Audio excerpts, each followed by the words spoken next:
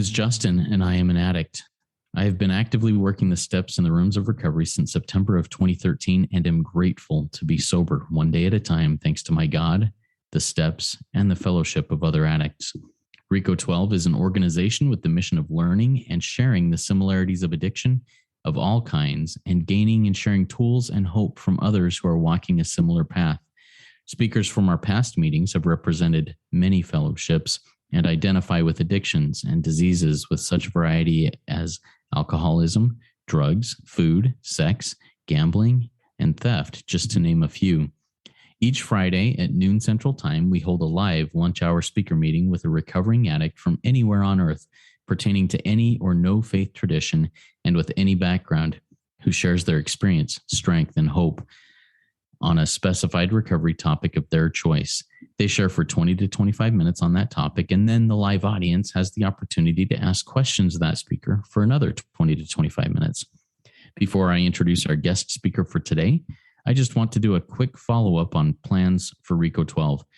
Once again, beginning on March 4th of this year, just in a few weeks, about a month from now, we will start a 12-week series on each of the 12 steps of recovery. I'm searching for people who are absolutely passionate about one of the 12 steps and come from any and all fellowships of recovery who would like to share with us their experience, strength, and hope on that step. The basic format will be the same, 20 to 25 minutes on the share, and then 20 to 25 minutes of Q&A focused on the step of recovery of their choice. If you or someone in your fellowship is passionate about that step and just seems to share about that particular step and the power of that step in your life, please consider reaching out to me at rico12pod@gmail.com. That's RECO12pod@gmail.com. And we'll discuss it and get it scheduled. Get in quickly if you'd like to be one of these guest speakers. They're filling up quickly. Now, donations and reviews are always greatly appreciated, and details on doing that will be in the chat of the live meeting and in the show notes of the podcast. We look forward each week to receiving the light reflected from our speakers. That light inspires hope, meaning, worth, and growth in us, the listening audience. Now, let's introduce our guest speaker for the 87th RICO 12 meeting, Cristine P., whose topic is A Ladder of Love, Raising Frequency Through Recovery. Now, here's a little bit about Cristine. Cristine recently celebrated 33 years of recovery. Cristine has a professional background as a licensed therapist, substance abuse professional, and specializes in holistic mental health. She has authored books and created training programs to facilitate frequency shifts like those she has experienced as a blueprint for others. She has also crafted her story of transformation into a fictional series, which she plans to launch this year. Take it away, Cristine. The floor is yours. So I am so grateful to be here and to be back in this recovery atmosphere. Even 33 years later, I'm still passionate about recovery and about this process of evolving. So if there's one word I would tie in with recovery, it's progression. And so in my story, my spiritual awakening began in the late 80s. I'm a recovering addict. Cocaine addiction was actually my drug of choice. And as I experienced this night and day transformation, my experience was the light came to this dark life I was in. And it was through my invitation. I am Christian. My spiritual awakening was through Jesus Christ. And I've maintained that center throughout, decades of, I would say, spiritual progression. And I now consider myself quite eclectic spiritually, but that has remained a constant. And so to just kind of explain this concept of a ladder of love is, so I would say the first 10 years of my sobriety and recovery, I stumbled around. I searched. I spent that 10 years actually in Al-Anon. I went to AA meetings. I went to NA meetings in the beginning. And I actually figured out that something was going on in these meetings that was triggering me. If you look at really my drug of choice, it was the addict. And so I ended up marrying an alcoholic and addict. And and wanting to, there was an energy in that was still addictive to me, even though I was clean and ended up sober in that time period too. But that addiction to the addict was what kept me from progressing further. And so I ended up going to Al-Anon, and that's where I found my sponsor finally. In my story, my pride was also a really big obstacle to my recovery. And there wasn't a perfect sponsor. And finally I started to realize, oh my gosh, I actually married my drug dealer. This is another, in my fiction novel, I go through this process. He was actually a very compassionate, empathic individual. And that's what drew me to him. Used substances to kind of tone down his sensitivity. And I realized, I'm pickier about picking a sponsor than I was about a spouse.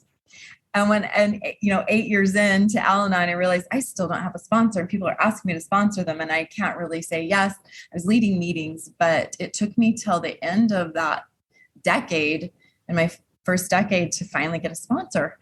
And I don't recommend delaying that. I really don't. So it took me a year, and I worked with that sponsor for a full year, weekly meetings, stayed on step one as long as I thought I was going to go. I was like, I kind of liked this idea of, I'll do a step a month. Let's do that. I was still on step 1, 8 months in because I had not released control. I had not surrendered the deeper layers of what really was keeping me stuck. And so a lot of times in the frequency model, we'll evolve and we'll get this experience of like running into a wall, beating our head against a wall, spinning our wheels. Something is just not getting better.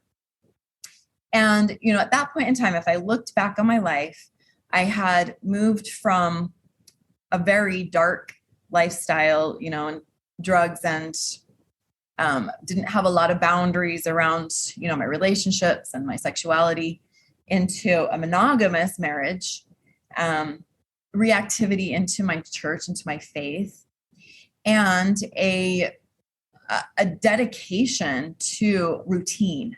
Routine is very important. And so really what had happened is I'd moved from what in this frequency model would have been a 100 frequency to a 200 frequency, which is where kind of like the 100 is just, really dark. You see that frequency in a lot of people that are incarcerated, actually. And I did start working in a jail, and I got that vibe there. But a 200 is kind of like where you're caught between dark and light, and you've got to make a decision. And sometimes that's where an addict is, and they spin their wheels at that 200 frequency until they make a commitment to get out of that stuckness. I'd made that commitment. And so I'd moved through that level, at least in certain areas of my life, with my decisions, my behaviors around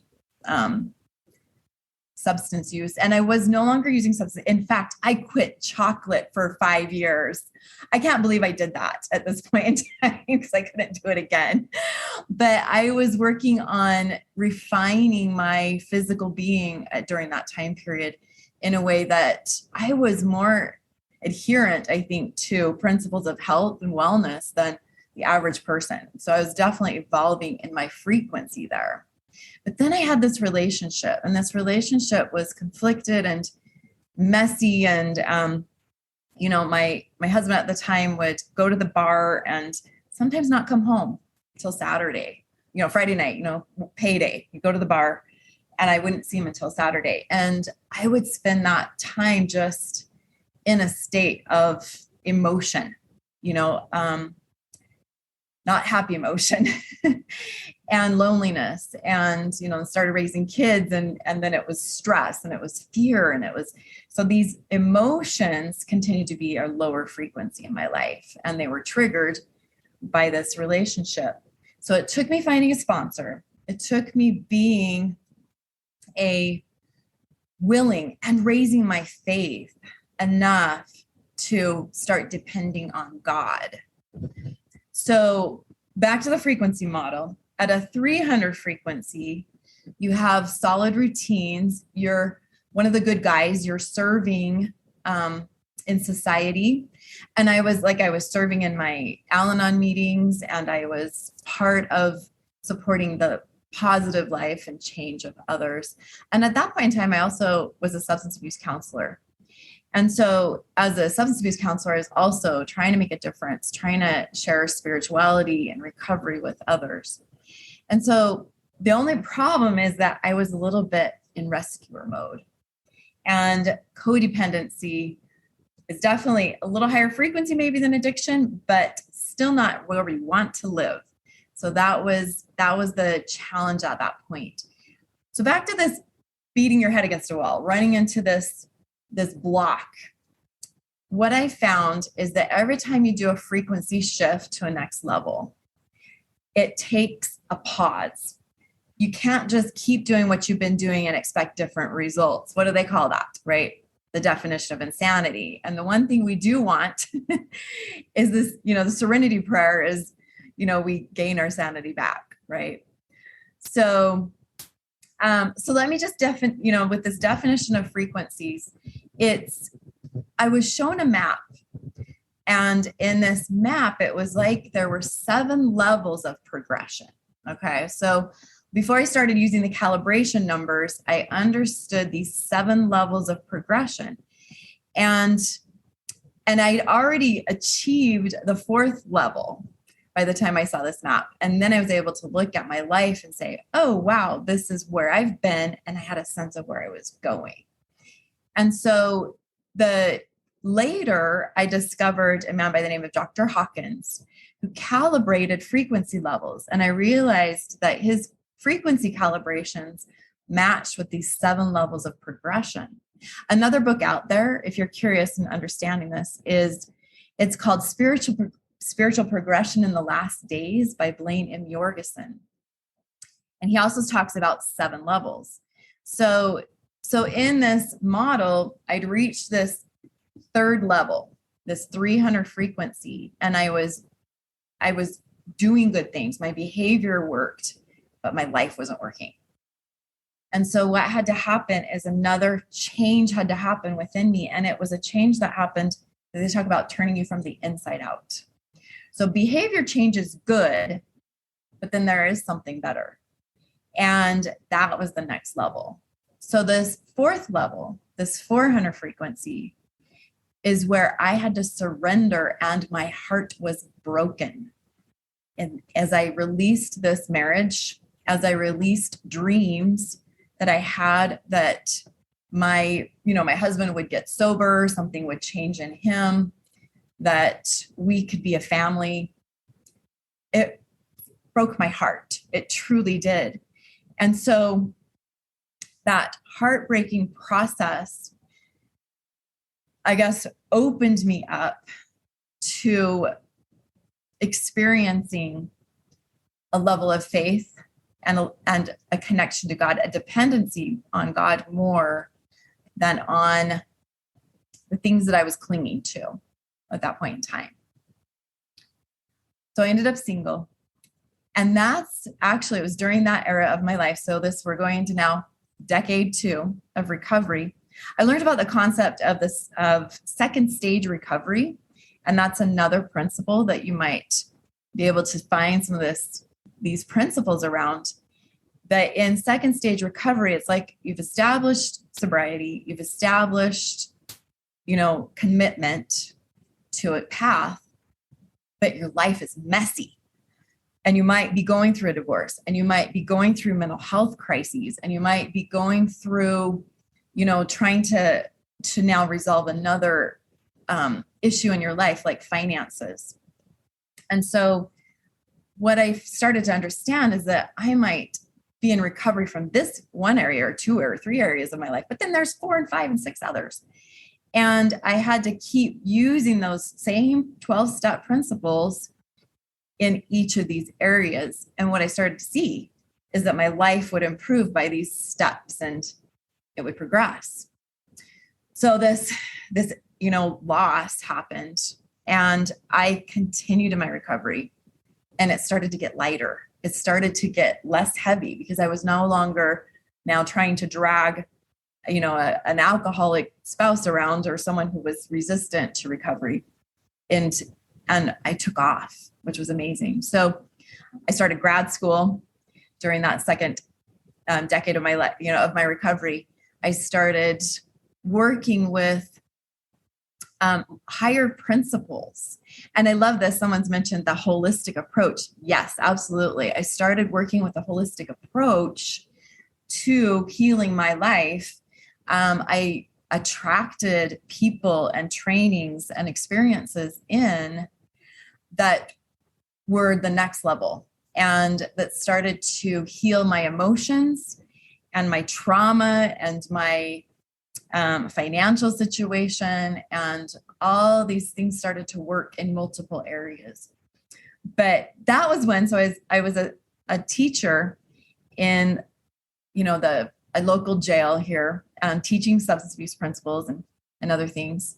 And that was the time frame that I started to understand this map. So I got information about the map from the book I mentioned. I also got the same 7 levels, and it was in the same week, kind of a weird coincidence. Well, it wasn't just coincidence. It was synchronicity. And I was working with a book that talked about energy healing. And in this energy healing book, they also mentioned 7 levels. And what was interesting is that these 7 levels correlated with basically the body is one level of healing, and lower frequencies are part of our denser experience, moving all the way up to the spiritual, where you've got higher frequencies and your spiritual body is lighter and finer. So it started to kind of make sense that we're actually a being of frequencies, plural. And so if we can work on our health frequencies, that'll lift us. If we can work on our emotional, that'll lift us as well.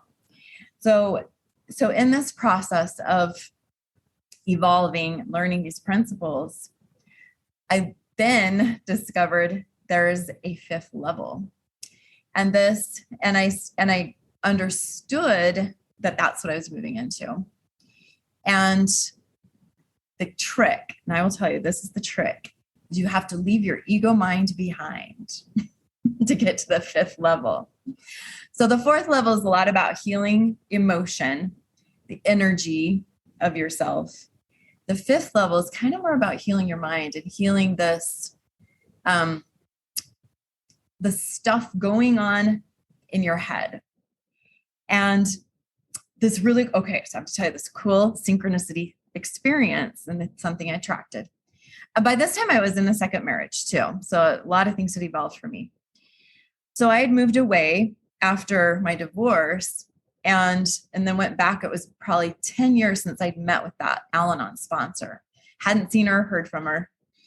And I'm out on a walk and boom, there she is.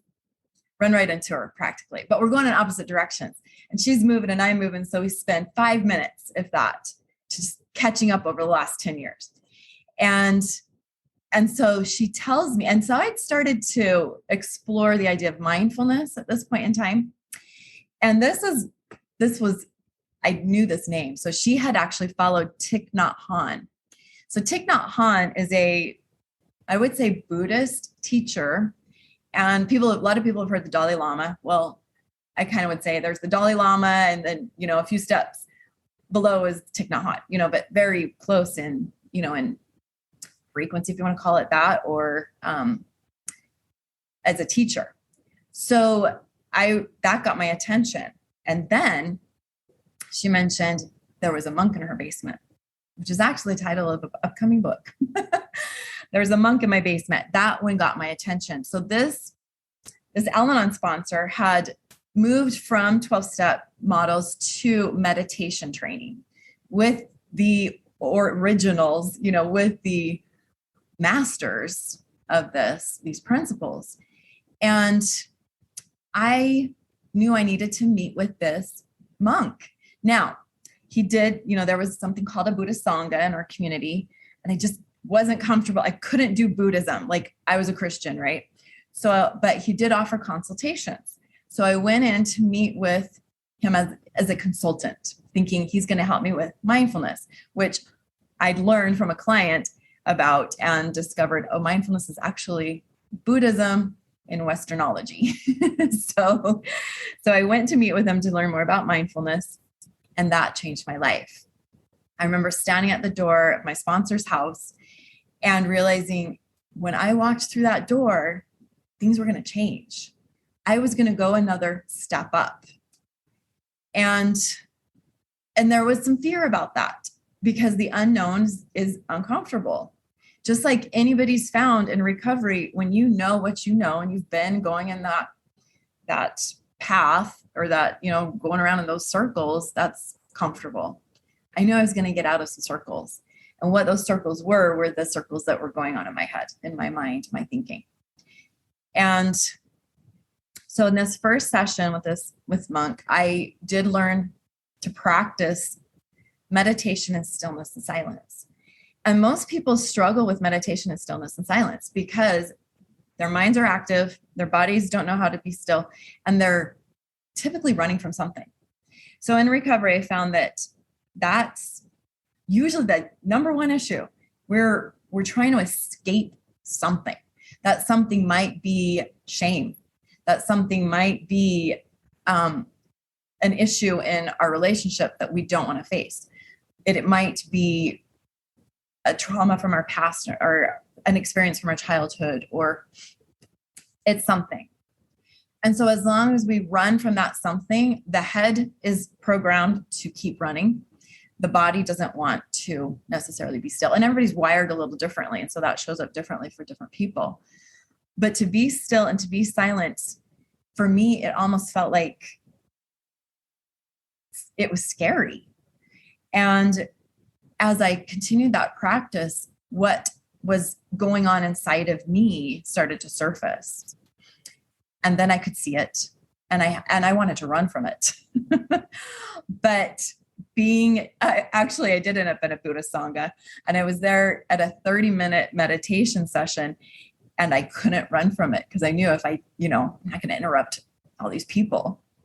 And that was the most important thing I needed. That was so important in my recovery, that I sit with myself. And so, long story short, that ended up becoming a career for me. Now my I guess recovery program looks like this meditation practice. That's what I do. I don't actually do it with a Buddhist Sangha. I've actually developed something that's a hybrid of what I call the Eastern mind and the Christian heart. And, and I've created some groups around that and some programs around that. And I found as long as I do that, because I can't just teach people and tell them, oh, do this. I have to do this. It's the same principle I found in recovery is like, you've got to do recovery. You've got to be sponsored in order to sponsor. You've got to go to meetings in order to make a difference in people's lives. That's a very different principle than what I learned in, as a mental health therapist. And I brought that recovery principle into the mental health world as much as I can, and hope to teach others and open up this importance of the recovery model as we're trying to do any level or type of healing. And really what it is it's evolving. And like I use this, this ladder of love, which is the idea is that every step on that ladder is meant to be a loving experience. Clear back when I was in the darkness of my deep addiction, I had an opportunity to turn myself over to a higher power. That was a living experience. In the middle, when I was in that 300 frequency and I was struggling with the painful relationship and dead ends, the loving experience was the potential I had to evolve and awaken at the next level. And so I think, what we realize is that, oh yeah, that wall, it's not a wall, it's a step. It's a step. And the only way to get, because that step is taller than we are, the only way to get up that step is to turn over our will and our lives to the care of God, who then lifts us and opens up opportunities to move us to the next level. And so the good news is that this fifth level, this is where the inner peace shows up. The roller coaster levels out, and that peace becomes more of a constant. And so if the peace is in your mind, the love is in your heart, that combination, that's what, in this model is a 500 frequency. That's where life works. Like if you can get there, keep going. And that's what I would say is that there's potential for relapse all along that way. I could have, given up at any point. And sometimes we do relapse and then we can get back where we were. But that keep continuing on that progression model does get us where it's worth getting to. So that's most of what I wanted to share today. And just the invitation to, I've got some things available. I'm sure there'll be kind of links and things that my goal is to educate and teach these principles in different, like I said, arenas, including the mental health field, to support some of these shifts and to support real healing. Awesome. Thank you so much, Cristine. And yes, as you mentioned, we will post any links that you share with me through the email on the show notes. I'm going to have that the podcast up like within an hour after we close this up. So just email those to me right after we're done here, and I'll get those in the show notes so that if anybody here is listening live, if you want to get those links, just look at the podcast show notes when it comes up and you can get to those. Thank you so much, Cristine, for sharing your experience, strength, and hope and what you've learned over the last 33 years about this. We've had a few questions come in, and I've also written down several questions. A reminder to our live audience, if you have additional questions, please type them in the Q&A link at the bottom of your Zoom window, and we'll get to those and ask those as we go along here. So before I get into that, if you could share, Cristine, just a little bit. It sounds like Al-Anon is your primary, your fellowship of choice. Tell me a little bit about how fellowship in Al-Anon helps you on a day-to-day basis. So yes, Al-Anon, and I would say for 10 years was my fellowship. It supported me to start to think differently. And this is what was so interesting is when I went and ran into my Al-Anon sponsor, and then I started to hear some of the principles. For example, in Buddhism, they talk about letting go of attachment. In Al-Anon, they use the term detach with love. And they're really basically the same thing. So detach with love means that you don't allow another person to control how you're feeling, how you respond to things, what, your experience, that you get them out of your boat. So I use the analogy of a boat a lot of times in this, the metaphor of recovery, and a boat with only one oar is spinning in circles, right? And sometimes people want to attach to a boat that's downstream. If you think about a stream that's on a slope, and I show people a stream on a slope and I say, which direction is recovery? If you're in the middle, which direction is recovery? And everybody knows it's upstream, you got to row, right? And so I think I was born basically with one oar, okay, not two. So the oars represent works and faith. I had the works oar. I got really good at doing and behaving in the ways that worked. And then I plummeted because it didn't work. Not completely, not without the faith. And so Al-Anon is where I found my faith oar. And it paralleled with my reactivity into a church, a Christian church of faith. And I needed kind of like both legs to be able to walk forward, the Al-Anon leg of faith and, the religious leg as well. And so that's really what I got from that 10 years is learning how to live with faith and not feel like I had to be a rescuer, because that was the other one, is that attaching my boat to somebody else and rowing didn't work either because, that person didn't, created resistance. It actually made me really strong, but it created resistance that got in the way of my own recovery. Thank you very much. All right, now we'll get to some questions, additional questions here from the live audience, from myself. And I'm going to combine a few questions that have come in from a few of our audience and myself. We all have similar questions here. If you could take a minute and just define a little bit more about frequencies. Is it similar to vibrations? Is it, how do you define frequencies? And are there like specific milestones? Hey, I'm moving from a 200 to 300 here because I have crossed this specific milestone. Right. Okay. So it is a calibration of, I would say it's similar to light frequencies. And so if you look at light, you have a different wave at red. Okay. So red light has a different wavelength than purple, which is they're different hertz, different frequencies in that regard. But then music is another one. And so these sevens are really interesting because there's basically seven colors of the rainbow that show up in different hertz or frequencies. And there's 7 notes on the piano. And, a lower note holds a different frequency. It looks different if you were to analyze the sound pattern than a higher note. And I don't know how many octaves there are. That would be interesting to look at because you definitely feel the difference in a really low octave versus a really high octave. So that we see frequencies all over in nature, but people that kind of tune into this, it is you're tuning into a vibration. And so Dr. Hawkins basically outlines emotion on a frequency scale. He calls it the map of consciousness, I believe. But emotion is definitely something that shows up in a frequency model. With the lowest frequency emotion is actually shame. And one of the highest frequencies is peace, and gratitude are very high.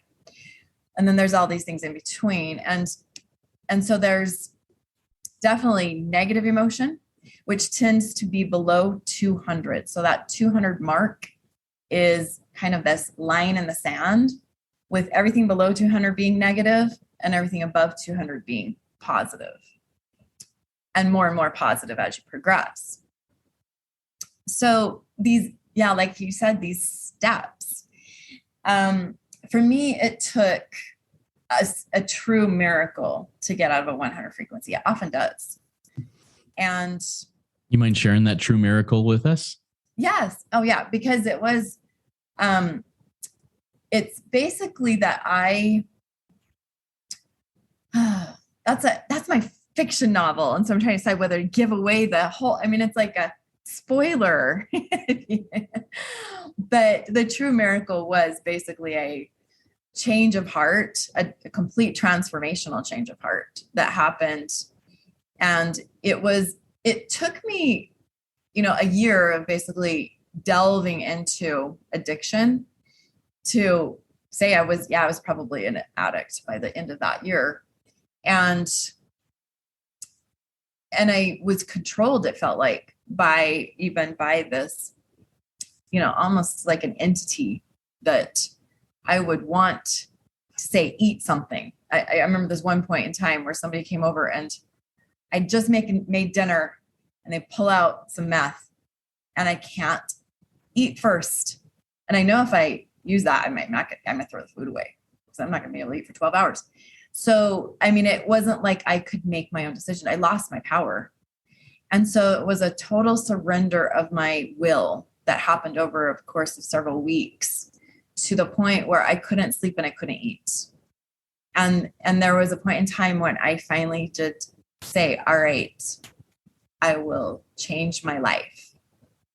And in response, I heard the voice of Christ say, thank you.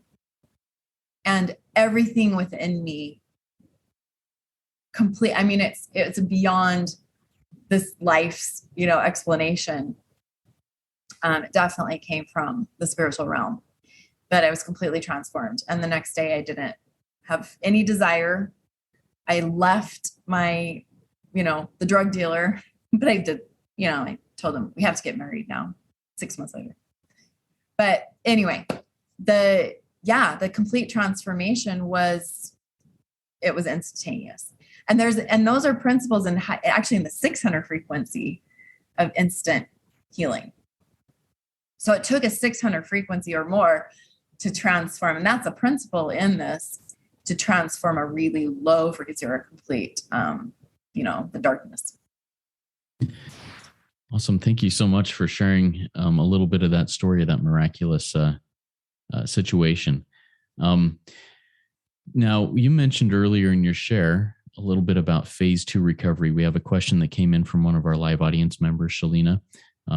She asks, where can we find more information about phase 2 recovery? I have the words, but not where to find more information. Okay, let me see if I can find it's actually called second stage recovery. And there was, I believe, a book about it.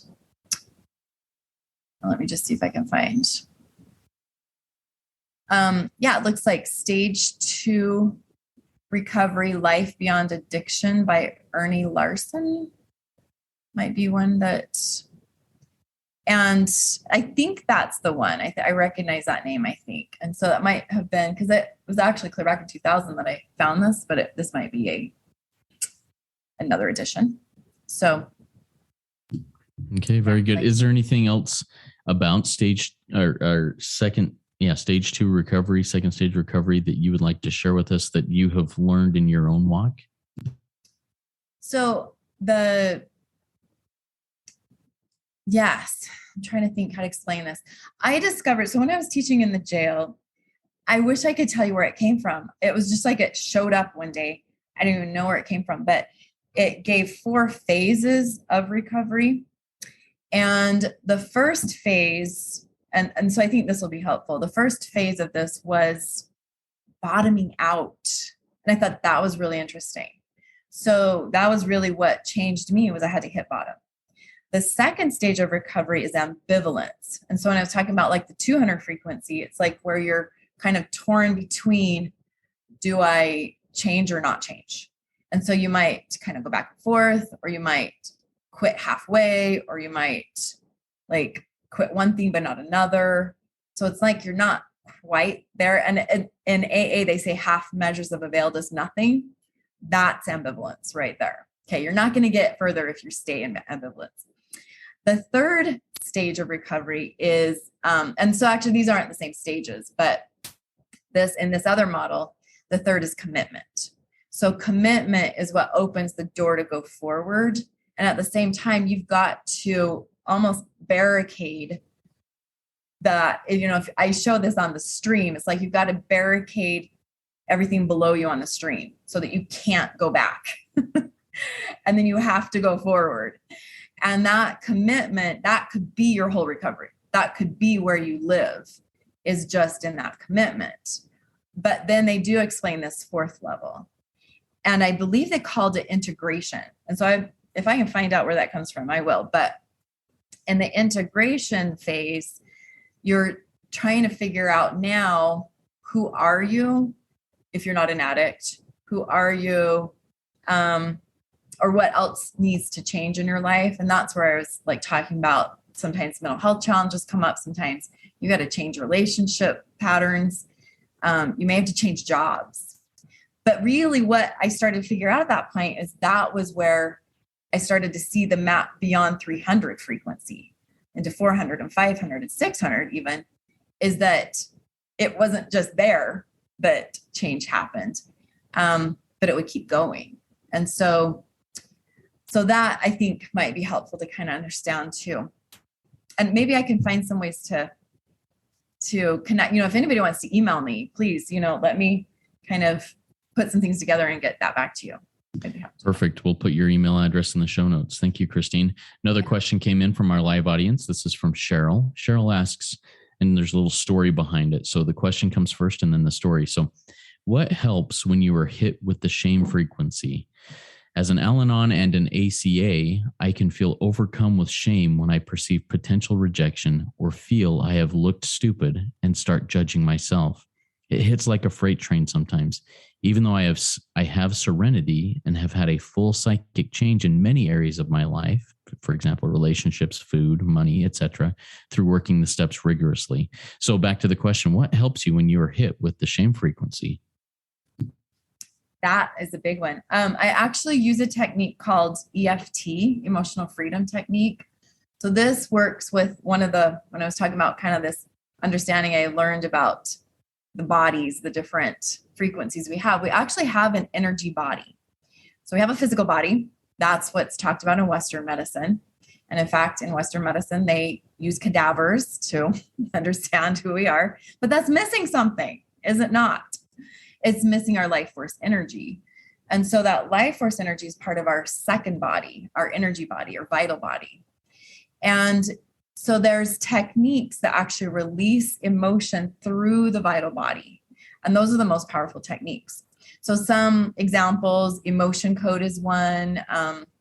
Some people work with Reiki. That's not my thing, because I don't want to work on somebody else's energy as much as just let them work on their own energy. And so emotional freedom technique is what I ended up. I got certified in it, or I was trained in it 20 years ago. And now I certify other people in it because I love it so much. It's like, I found the power of this. So there's, and it's hard to do by audio, but there's a way to actually, if you would take the side, so you take your palm, okay, and then you hold it vertical, not so that your thumb is up and your pinky's down. And then you do a karate chop. So you take your palm and you then karate chop your other hand. And what this does is it's stimulating a meridian called the small intestine meridian. And that runs through your hand that you're chopping with, through your pinky. And as you're chopping, you state this, and this is a powerful phrase. Even if you just use this phrase, it's huge. Even though I have this chronic shame, or this shame returns, I love and accept myself completely, as you're tapping, with infinite love and gratitude. I release and forgive.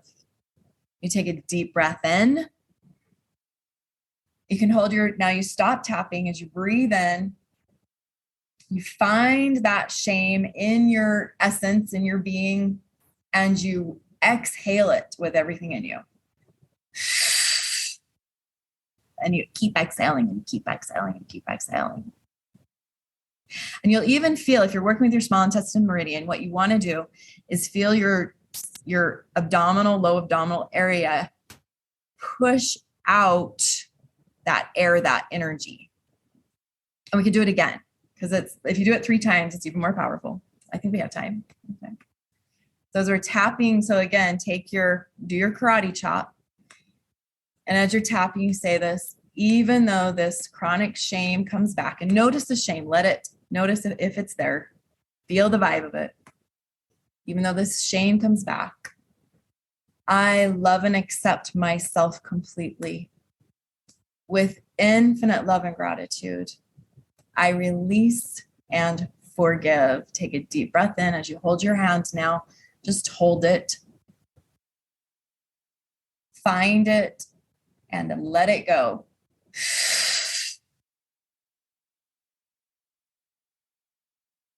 Let it go all the way from your solar plexus and your deeper abdomen. Let it go, let it go, let it go. And it's here, and it's in that exhale. If you keep the exhale out, you don't breathe in for a minute, sometimes you'll find the quantum silence, the sacred silence. And that's this indication that an energy has been removed. And it's really powerful. This works with some very high frequency principles, because you've got to have that, like I said, that really high frequency to shift the low. And then what's even better is to fill in that. You don't want to leave a void. So you can actually take your fingers and tap them across the top of your head, starting your forehead, and just tap back to the base of your head. And you spread out your fingers and you just tap back. And this is a different meridian, but it's called the governing meridian. It's where your thoughts can be shifted. And just use a different statement, which is, I am ready to let this go. I'm ready to let this go. I allow this to be taken from me, because sometimes you can't. I allow this to be taken from me. I am enough. That would be a powerful one too. I'm enough. I'm loved. That's really big. That's a big one.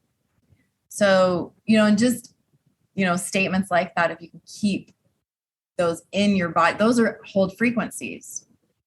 So love is one of the highest frequencies there is. And if that can replace what was a low frequency, you got it. Awesome. Thank you for walking us through that. I really appreciate that. I wrote down those phrases and that practice. So I'm going to give it a shot the next time I get hit with the shame energy that drags me down. Yeah, it works really well on fear also. Anything that's intense, that you can feel it. The vibe of it. Yeah. Perfect. Yeah. Thank you very much. I think that's very helpful. Before we close down, do you have any final thoughts, words of wisdom that you'd like to share with us? I would just say, like I said before, keep going on the journey. And there's, and recognize when you're running into something or you feel like you haven't gotten anywhere, that pause, do the silence, do the stillness, and surrender and imagine it's like a vertical solution. It is, you want to go straight up. And what'll happen along that process, and this is actually in the third book of this series I'm working on, is aligning. It's an alignment. And so the further you get on the journey, the more aligned you get with God frequency. And it's just an ongoing process. It takes our entire lives. We're going to always be in recovery. I'm sorry if that's not what you want to hear, but I think people in 12-step programs get this better than most because they have to, right? Right. And I'm a believer that I get to walk this path for the rest of my life, one day at a time, until I'm safely dead. And I'm actually now I am grateful for that. The first couple of years of walking the path, I did not want to hear that. And that did not sound appealing, but the miracle happens. And I think that for me, that's the message for that concept that you just shared the rest of my life. Don't give up before the miracle happens, because the miracle will happen if I don't give up. Awesome. Anything else before I do a closing reading and then we go into the prayer? I did see a comment about a natural and necessary byproduct of learning is to teach. That has been that's been so important in my, I would say beyond even second stage recovery into those, the 400 and 500 frequency. When you get into the 400, 500 frequency, that is absolutely true. Because the other thing that happens at those higher levels is that we become channels almost for others to hear what they need to hear, for, even teachers, like, as in, you could show up and therapists and different things like that in professions. But yes, absolutely. Teaching is, I think, it's an important part of the recovery process, and to give back, I agree that step 12 principle is really powerful. Thank you so much, Cristine. That was a very good RICO 12 weekly speaker meeting for all addicts and those wanting to learn more about addiction and the recovery therefrom. To our live audience or to those listening, if you have questions that you still would like to ask, please go to rico12.com/forum and join in our community and ask those questions and answer others' questions there that will come up. I invite the audience to come back next week. If you have not yet rated or reviewed the podcast in Apple Podcasts or whatever platform you use, I invite you to go do so now. It's a great way to work step 12 and sharing this message with others.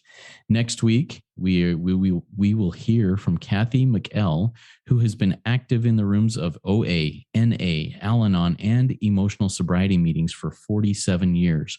Her topic will be Keep Coming Back No Matter What. And I look forward to hearing her experience, strength, and hope in our conversations that we've had so far between Kathy and I. It sounds like she's quite the firecracker, so there should be some good energy there. Now let's launch off into the rest of our day with the prayer of St. Francis that Cristine will be voice for. Go ahead, Cristine, yes, when you're ready. Lord, make me a channel of thy peace, that where there is hatred, I may bring love, that where there is wrong, I may bring the spirit of forgiveness, that where there is discord, I may bring harmony, that where there is error, I may bring truth, that where there is doubt, I may bring faith, that where there is despair, I may bring hope, that where there are shadows, I may bring light, that where there is sadness, I may bring joy.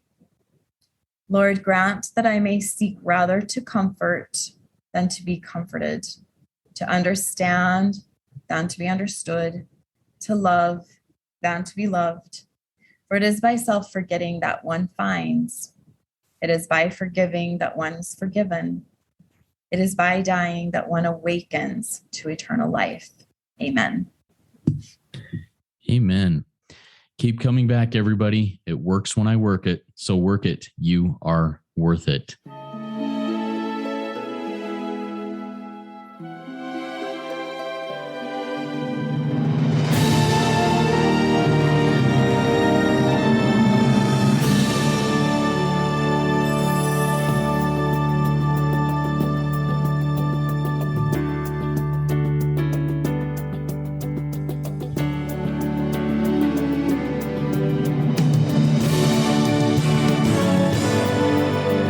Standing still a moment, carving out this time, reflecting on the landscape of this life of mine.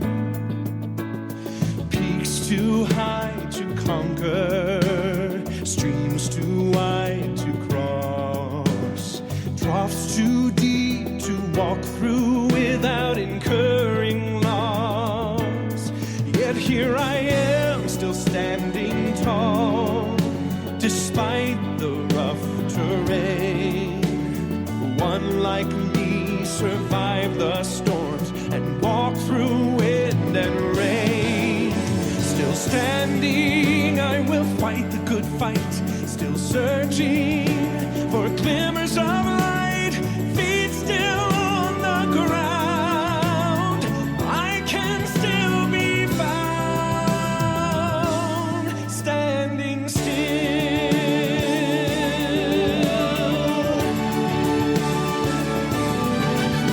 My wings are torn and tattered, but I know I still can fly. I may not soar unfettered, I may not rise too high. Recorded in the book of life and bind it with the seal.